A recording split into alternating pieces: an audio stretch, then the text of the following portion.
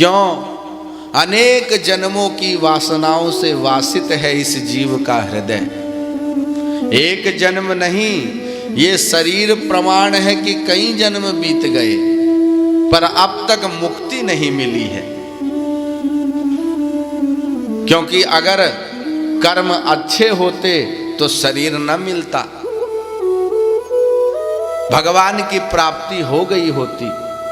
ये शरीर ही इसका सबसे बड़ा प्रमाण है कि कुछ ना कुछ अभी प्रारब्ध शेष है।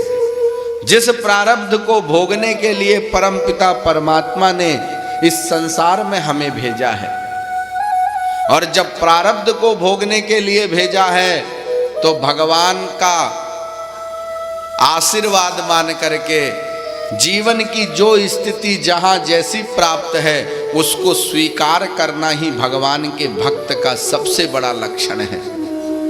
कई बार हम अपने जीवन में भगवान की भक्ति तो करते हैं, भगवान की पूजा भी करते हैं, पर भगवान से शिकायत बहुत रखते हैं कि भगवान हम तो इतना अच्छा करते हैं पर हमारे जीवन में ये सब खराब हो क्यों रहा है।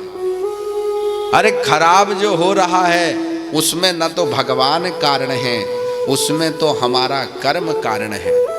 क्यों? क्योंकि जीव वर्तमान में वही चीज प्राप्त करता है जैसा उसने पूर्व जन्म में किया हुआ कर्म उसका रखा हुआ है।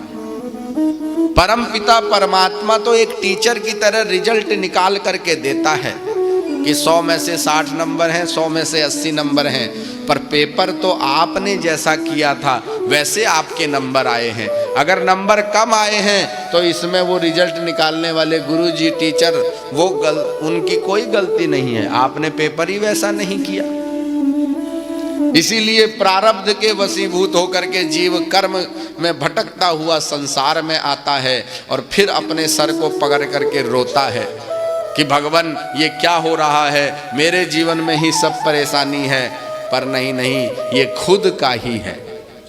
क्योंकि ब्रह्मा जी महाराज ने भगवान से जब प्रार्थना की थी भागवत जी के अंदर, तो यही कहा कि भगवान आपका सबसे श्रेष्ठ भक्त इस संसार में वही है।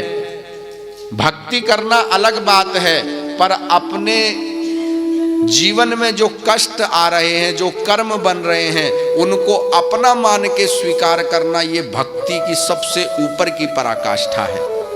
जीवन में अगर कोई कष्ट मिलता है तो उस कष्ट को अपना किया हुआ ही कर्म मान करके स्वीकार करना, भगवान कहते हैं सबसे बड़ी मेरी भक्ति है।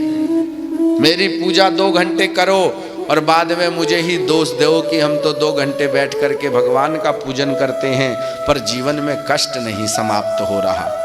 कहाँ से समाप्त होगा? बैंक बैलेंस जोड़ा हुआ है,